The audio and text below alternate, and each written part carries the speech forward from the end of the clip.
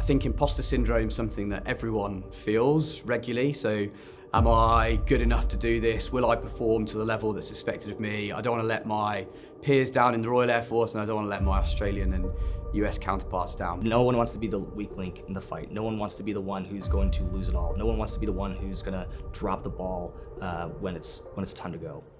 6th Squadron are out here flying on exercise Red Flag.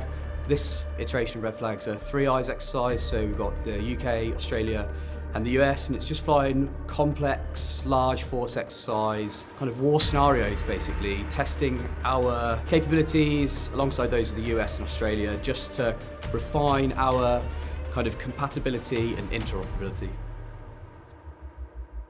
I'm Captain Alex Gualathari from the 391st Fighter Squadron, flying the F-15E Strike Eagle.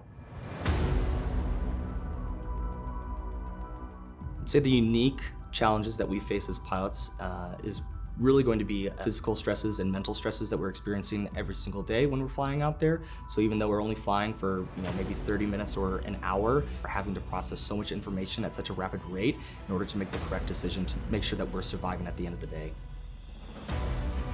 I don't think you ever forget the first time you walk out onto the flight line on a Red Flag file, and it's still exactly the same now when you walk out to your fighter jet and there's another 100, 150 fighter jets on the line. The scale is mind-blowing sometimes, and it is awesome to watch and awesome to be a part of. Red Flag is a very important exercise, not just in terms of making sure that we're getting the world-class training available to us. It's not only eyes on everyone in terms of making sure that you're performing to the max of your ability, but also making sure that we're building faith with each other. And with the various bowls that I've participated in, I 100% have faith that we've achieved that trust and faith with each other, and we've won.